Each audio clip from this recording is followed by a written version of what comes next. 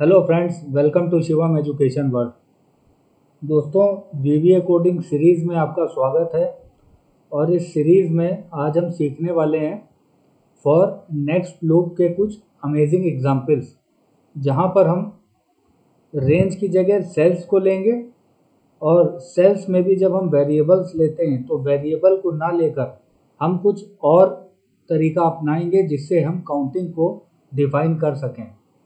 और उसके बाद हम ऑफसेट का यूज़ करेंगे काउंटिंग को लाने के लिए। और अगर मैं आपसे ये कहूँ कि एक सेल ब्लैंक छोड़ के मुझे काउंटिंग करनी है तो उसके लिए किस तरह से फॉर नेक्स्ट लूप का यूज़ करेंगे, इस वीडियो में आपको सिखाने वाला हूँ। बने रहिए मेरे वीडियो चैनल के साथ और वीडियो को लाइक कर दीजिए, चैनल को सब्सक्राइब करके बेल आइकन को प्रेस कर दीजिए, क्योंकि अलग अलग लर्नर्स के लिए अलग अलग प्लेलिस्ट में रेगुलर बेसिस पे वीडियोस बनाता रहता हूँ, जिससे आपकी स्किल एनहेंस हो, आपकी लाइफ में वैल्यू ऐड हो और आप ग्रोथ कर सकें।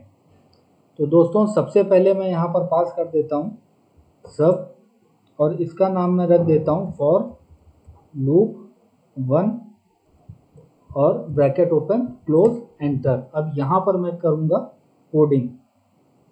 तो यहाँ पर मैं ले लेता हूँ डिम ए एज लॉन्ग। चलिए मैं ले लेता हूँ डेटा टाइप, मैं आपको पढ़ा चुका हूँ, तो यहाँ पर मैंने ले लिया लॉन्ग।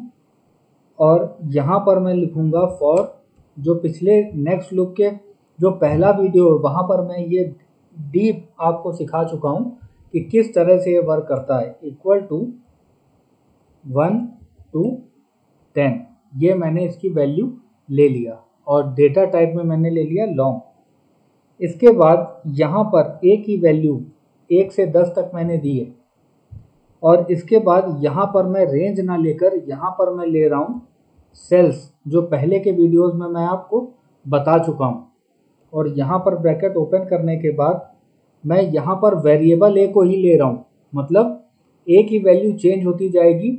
तो सेल्स में क्या है, रो इंडेक्स और कॉलम इंडेक्स। तो रो इंडेक्स में मैं वेरिएबल ए को ही ले रहा हूँ ताकि इसकी वैल्यू चेंज होती जाए और ऊपर से नीचे ये काउंटिंग करता चला जाए। मेरा टास्क क्या है, मुझे आउटपुट में निकालना है 1 से 10 की काउंटिंग, वो अभी मैं आपको दिखाता हूँ। इक्वल टू कॉलम इंडेक्स, पहले ही कॉलम में मुझे काउंटिंग करनी है, तो इसके लिए मैंने 1 ले लिया, क्योंकि कॉलम तो मेरा 1 ही रहेगा, वो चेंज नहीं होगा। और ब्रैकेट को क्लोज किया, डॉट वैल्यू इक्वल टू, और यहाँ पर ये किसके बराबर हो जाए, ये ए वेरिएबल के ही बराबर हो जाए। और इसकी जब वैल्यू चेंज होगी 1 2 3 4 तो काउंटिंग होती चली जाएगी। और यहाँ पर लास्ट में नेक्स्ट ए, ये मेरी यहाँ पर कोडिंग पूरी हो गई। अब यहाँ पर आप देखिएगा, मैं डीबग करके आपको दिखा रहा हूँ। लोकल विंडो भी मैंने ओपन कर रखी, यहाँ पर भी आप देख सकते हैं। यहाँ पर मैंने F8 प्रेस किया, मेरा यहाँ पर मॉड्यूल 1 स्टार्ट हो गया। ए वेरिएबल है जिसका डेटा टाइप लॉन्ग है, यहाँ पर आप देख सकते हैं। अब ये रीड कर रहा है कि ए की वैल्यू 1 से 10 तक है, F8 किया। अब यहाँ पर आ गया सेल्स ए, पहली वैल्यू ए की क्या है, 1, तो यहाँ पर क्या आ जाएगा, A1 सेल में, A1 सेल ये है ना, A1 सेल, तो यहाँ पर ए की वैल्यू क्या है, 1, तो रो इंडेक्स क्या हुआ 1 और कॉलम इंडेक्स क्या हुआ, यहाँ पर लिखा हुआ है 1। तो यहाँ A1 में ए की वैल्यू स्मॉल ए जो वेरिएबल लिया है वहाँ पर 1 वैल्यू आ जाएगी। ये देखिए F8 करते ही यहाँ पर 1 ये वैल्यू आ गई। अब यहाँ पर नेक्स्ट ए फिर से मूव करेगा, ये देखिए यहाँ पर, और ये देखिए नेक्स्ट ए करते ही यहाँ पर लोकल विंडो में देखिए यहाँ 2 आ गया। और यहाँ पर सेल्स डॉट वैल्यू जो मैंने दिया हुआ है, तो अब ये क्या करेगा, ए की वैल्यू 2 हो गई, तो 2 रो इंडेक्स नंबर ये हो गया और कॉलम ये हो गया, मतलब A2 में आ जाएगा। और ए की वैल्यू, वेरिएबल की वैल्यू यहाँ पर क्या हो जाएगी, 2, ये देखिए हो गई। इसी तरह से नेक्स्ट करते चले जाएंगे, तो ये देखिए काउंटिंग होती चली जा रही है। आप इधर ध्यान दीजिए, ये देखिए ये 10 तक इसने काउंटिंग कर दिया और ये एंड हो गया। इसको एक बार में भी रन करा सकते हैं, ये मैं आपको डिबग करके दिखा रहा हूँ। यहाँ पर देखिए अगर मैं F5 प्रेस करूँगा या यहाँ से रन करा दूंगा, ये देखिए तो एक बार में ये काउंटिंग होकर आ गई। अब मेरी रिक्वायरमेंट ये है दोस्तों कि मैं यहाँ पर ये जो वेरिएबल ए का यूज़ किया है ये मैं नहीं करना चाहता हूँ।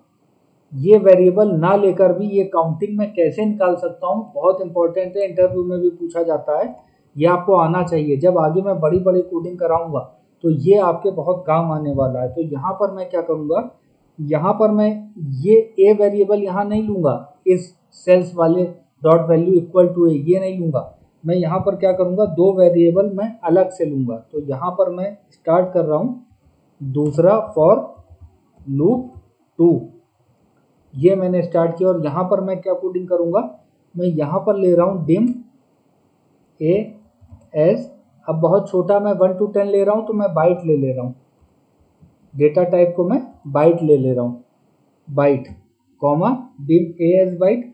और नीचे ऐसे लिखने की ज़रूरत नहीं होती है कि डिम बी एस बाइट, ऐसे लिखने की ज़रूरत नहीं होती है, कॉमा लगा के आप यहीं पर लिख सकते हैं जितने वेरिएबल आपको लेने हैं।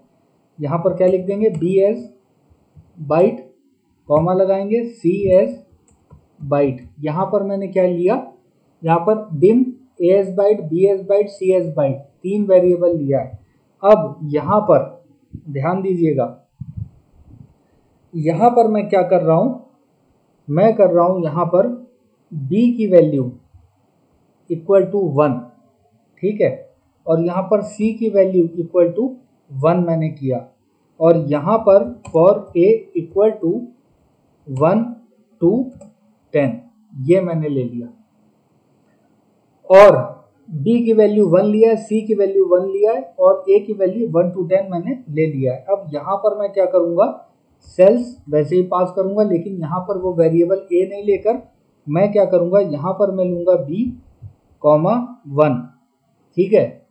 यहाँ पर रो इंडेक्स में क्या लिया, b, और कॉलम इंडेक्स 1, क्योंकि पहले ही कॉलम में काउंटिंग चाहिए, ब्रैकेट को क्लोज कर दिया, डॉट वैल्यू इक्वल टू, और यहाँ पर ले लिया मैंने क्या, c, ये मैंने कोड लिया। ये वाला वेरिएबल 1 to 10 वाला, आप देखिए जहाँ ऊपर वाली कोडिंग फॉर लूप 1 में मैंने लिया था वो ना लेकर 2 वेरिएबल और डिफाइन कर रहे हैं मैंने, b और c, और यहाँ पर मैंने लिया है b comma 1 dot value equal to c, ये मैंने ले लिया। और अब मैं क्या करूँगा, अब मैं करूँगा यहाँ पर b equal to b plus 1, और यहाँ करूँगा c equal to c plus 1, और यहाँ कर दूँगा नेक्स्ट a। ये मेरी कोडिंग पूरी हो गई। अब देखिए ये किस तरह से काम करेगा, ध्यान दीजिएगा, F8 करके डीबग करके मैं दिखा रहा हूँ।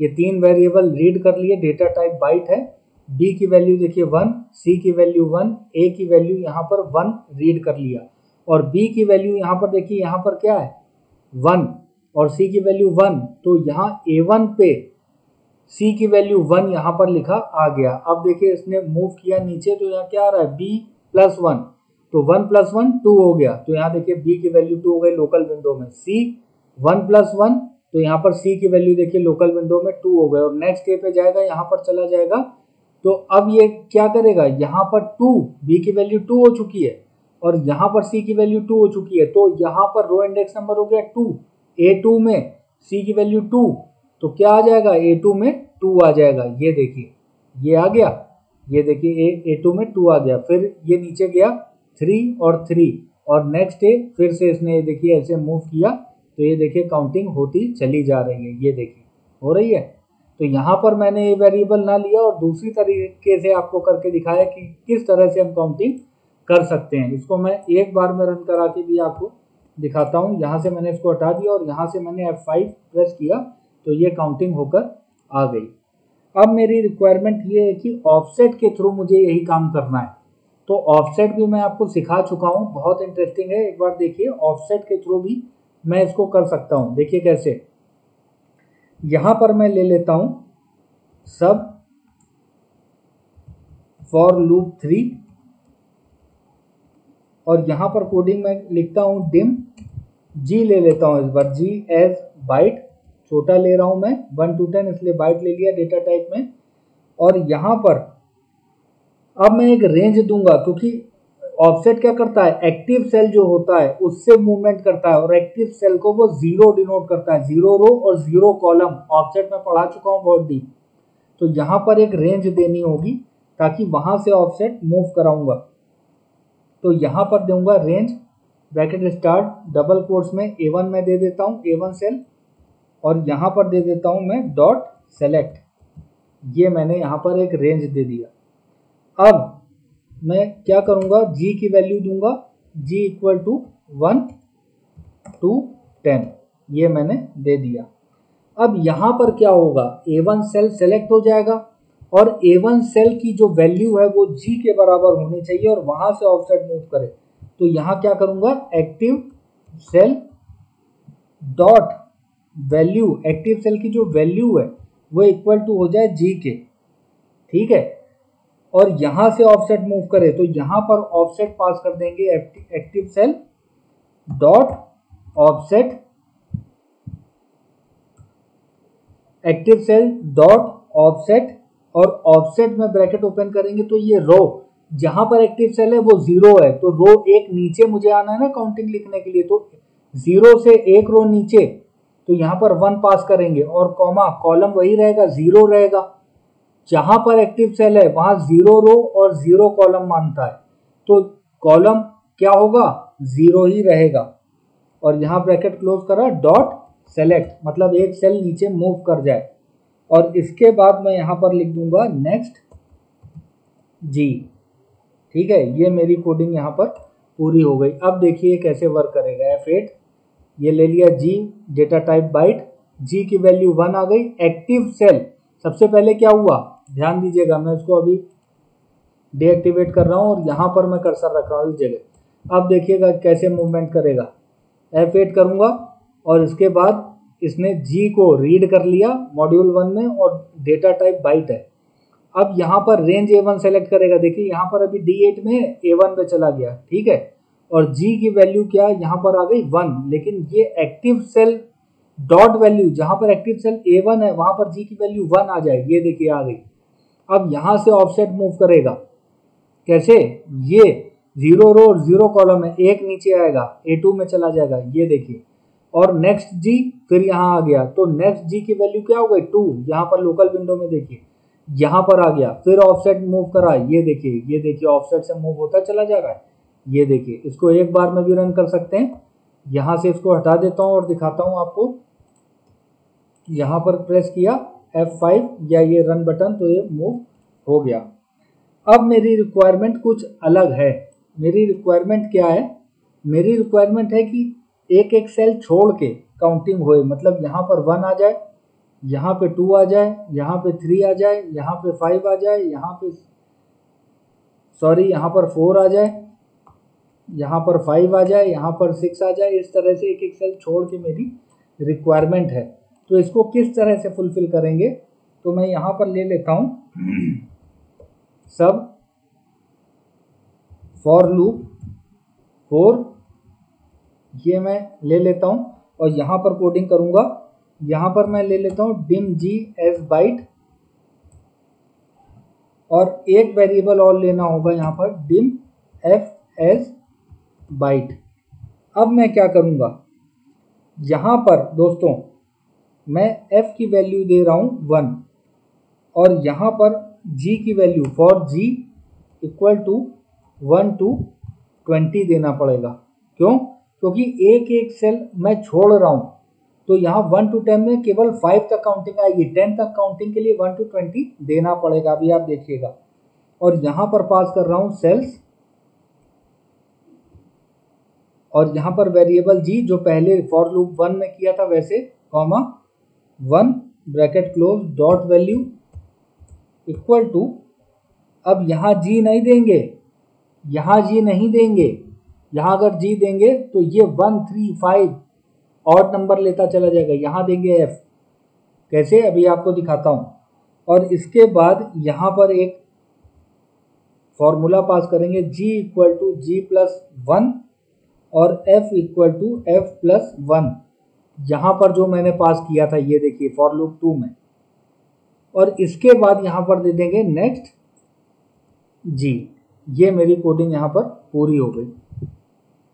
अब देखिए कैसे मूव करेगा। F8 दो वेरिएबल हैं G और F, डेटा टाइप बाइट है मॉड्यूल 1 में, और इसके बाद F की वैल्यू 1, G की वैल्यू यहाँ पर 1 आ गई, और ये G जिसकी वैल्यू 1 है, तो A1 में जाके 1 टाइप करेगा, क्योंकि f की वैल्यू यहाँ पर अभी 1 है। ये देखिए, अब ये नीचे मूव किया तो g की वैल्यू क्या है, 1 अभी, और 1 प्लस 1 क्या हो गया, 2।